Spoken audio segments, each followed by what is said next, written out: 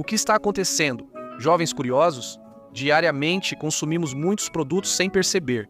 Alguns têm origem óbvia, mas outros passam por processos bem curiosos. Muitas pessoas não refletem sobre esse processo complexo, por trás do suco de laranja que bebem ou do fogareiro de camping. Curiosos como o Senhor Curiosity querem saber tudo. Por isso e por muito mais, estas são 7 coisas que você consome diariamente e não sabia como são feitas. Suco de laranja. Muitas pessoas gostam de tomar um copo de suco de laranja espremido no café da manhã, mas fazer isso em casa pode ser um pouco trabalhoso. Por isso, algumas empresas o vendem embalado e sem pasteurização, semelhante ao suco recém-espremido. A bebida tem vida útil curta, mas sabor autêntico sem conservantes ou aditivos. E se quisermos ver como é feito, precisamos começar com o plantio e a colheita das árvores de laranja. Essa etapa inicial não é simples, pois as árvores demoram meses para produzir laranjas. Além disso, a colheita deve ser feita manualmente para não danificar o fruto ou a árvore.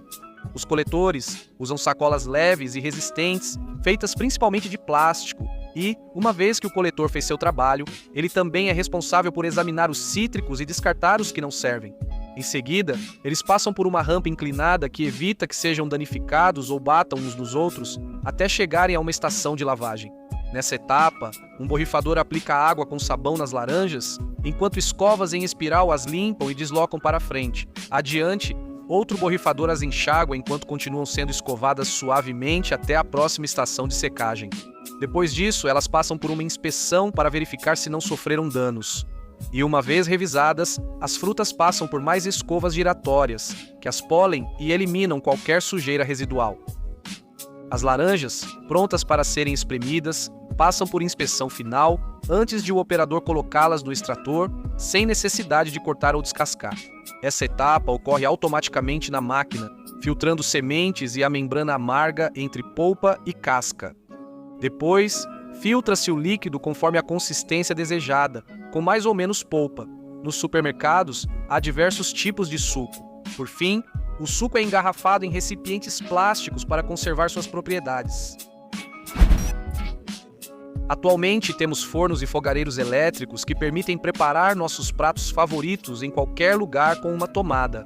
E no caso dos fogareiros elétricos ou cozinhas elétricas, é importante saber que eles são fabricados com materiais leves, mas de alta resistência, o que nos proporciona um ótimo produto com muito pouco trabalho. No início da produção, os protagonistas da nossa cozinha são longuíssimos fios de aço, fundamentais para gerar calor. Esses fios passam por rolos que os enrolam para criar bobinas apertadas, que serão cortadas no comprimento adequado e servirão como elemento de aquecimento. Só então, para testar se funciona, a bobina deve ficar com uma cor vermelho alaranjada durante o teste de calor e depois desse teste é que um operador a instala na próxima estação. Braços robóticos usam energia magnética para pegar os queimadores e seguir na linha de produção. Depois, um dispositivo aplica 16 toneladas de pressão para fixar o composto isolante nos queimadores.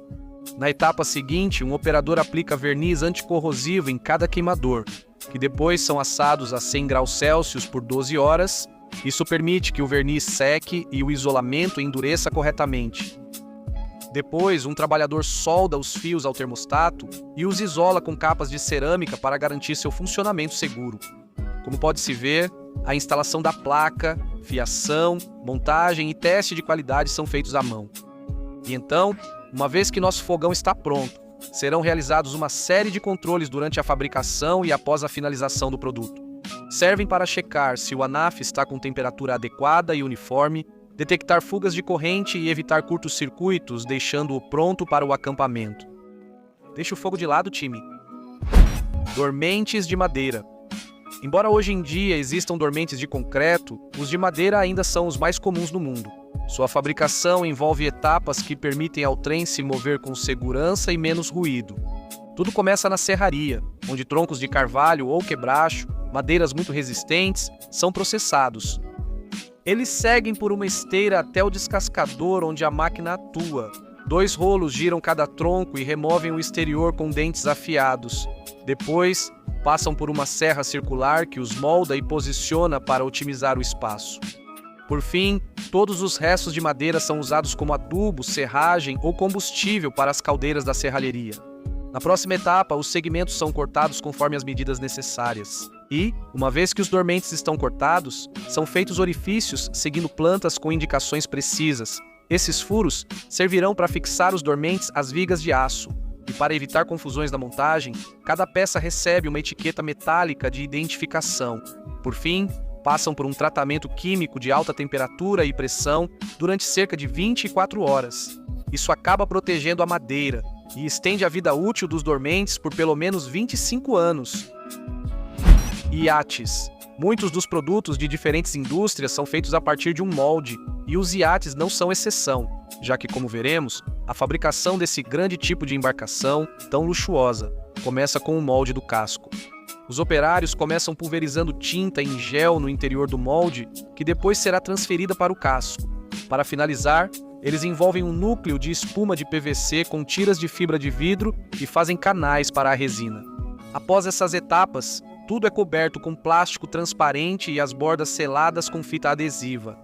Depois disso, para obter um acabamento mais limpo, todo o ar que possa ter ficado preso é removido com um aspirador, deixando tudo pronto para o próximo passo. Na etapa seguinte, a resina é despejada e deixada curar até endurecer. No dia seguinte, a folha plástica é removida e um guindaste retira o casco moldado, que já apresenta acabamento brilhante devido à aderência total da pintura em gel. E agora, o próximo passo é fabricar cada seção da cobertura e do teto do iate, que, assim como o casco, são feitos principalmente de resina e fibra de vidro. Repetem os passos anteriores com outros moldes. Ao final, aplicam massa para nivelar irregularidades da superfície. Após o polimento geral, são feitos com cuidado os furos para as luzes e olhos de whey. Após mais de 6 meses de intenso trabalho, o iate está pronto para navegar em qualquer oceano. Filtros de café. Se você gosta de café moído, com certeza usa pelo menos um filtro de papel toda vez que prepara um café gostoso. Você sabia que essa invenção surgiu na Alemanha no início do século XX? Hoje, sua principal marca ainda vende milhões de unidades mundialmente. Mas você já se perguntou como eles são feitos? Tudo começa em uma fábrica de processadora de celulose. Essa matéria-prima é coletada de florestas de pinheiros em várias regiões, como no sul da Escandinávia. No início da fabricação, a celulose bruta entra em uma máquina semelhante a um grande processador de alimentos. Esse dispositivo mistura a celulose com água quente para fazer uma espécie de sopa de fibras, conhecida como polpa, a qual, como vimos em outros processos, é a matéria-prima principal para que possamos ter papel em nossas mãos. Depois, outra máquina espalha camadas de polpa com menos de 3 centímetros de espessura sobre uma malha metálica em alta velocidade. Essas folhas de quase 400 metros perdem umidade enquanto têm as bordas cortadas. Depois, rolos as comprimem para eliminar mais da metade da água. E além disso, nesse momento também é aplicada uma textura rugosa, que melhora a velocidade de filtração do café. Na próxima etapa, vários rolos a 250 graus de temperatura secam completamente o papel e em apenas 45 minutos é produzida uma folha de papel de filtro de café com 18 km de comprimento. Agora, a grande peça é enrolada, cortada ao meio, e os rolos seguem para máquinas que alinham, perfuram, dobram e unem o papel em formato cônico. Nesse processo, é possível fabricar mais de 4.000 filtros por minuto com tranquilidade. E embora seja simplesmente papel, há tanta tecnologia nisso que toda a linha de produção conta com sensores para contar, retirar os que têm defeitos e separá-los em pilhas de 80 filtros. Cada pilha é embalada em caixas lacradas para venda e depois chega à nossa cozinha. Obrigado pelo papel, dona Natureza. Preservativos. Apesar de ser tabu ou constrangedor, os preservativos estão entre os produtos mais saudáveis do mercado. É necessário saber do que eles são feitos, e além disso, é muito interessante saber como eles são produzidos. Para começar, precisamos saber que os preservativos são feitos a partir de látex líquido, misturado com produtos químicos que o estabilizam e lhe dão ainda mais resistência. Na primeira linha de produção, moldes de vidro em fileiras vão até uma estação de lavagem e secagem. Depois seguem para outra estação, onde são mergulhados em um tanque de látex. Ele precisa ser rigorosamente controlado, mantendo 25 graus Celsius para evitar evaporação ou instabilidade. O processo é repetido até atingir a espessura ideal. Depois ocorre o enrolamento, onde a borda de cada preservativo é enrolada com escovas giratórias. Após essa etapa, seguimos para o forno e depois de 12 minutos de calor intenso, os preservativos são retirados dos moldes com jatos de água sob pressão. Depois, são lavados e secos com solução de amido de milho, formando uma fina camada de pó no látex para evitar que as paredes grudem e rompam. No controle de qualidade, amostras aleatórias são testadas em laboratório para verificar impermeabilidade e resistência, buscando aprimorar a qualidade.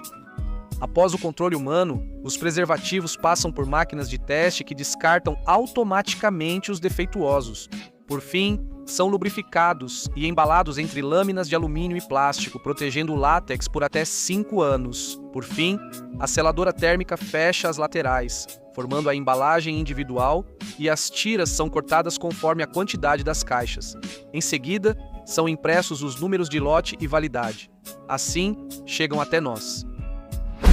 Esculturas de couro ficaram populares na Idade Média, pois representavam animais ferozes e eram usadas para decorar capacetes de batalha. E embora atualmente não seja algo muito popular, ainda existem grandes artistas que passam seus dias fazendo essas esculturas interessantes. Vamos ver como elas são feitas. Devemos começar pelo couro da vaca. Como sabemos, esse couro pode ser usado para roupas, acessórios e também para criar esculturas tridimensionais. Primeiro, o artista desenha um padrão ou imagem que servirá de guia para a forma da peça de arte.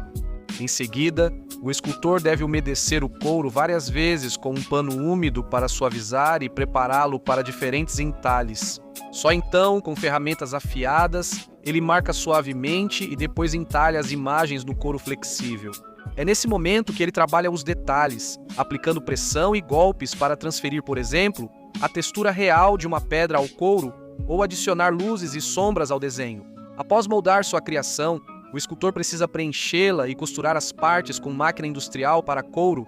Por fim, o artista aplica camadas de tinta colorida para destacar os detalhes da figura.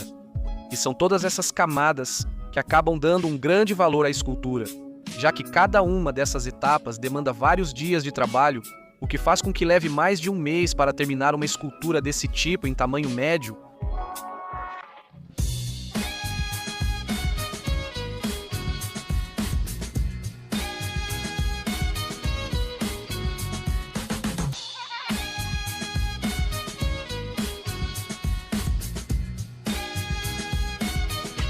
Obrigado por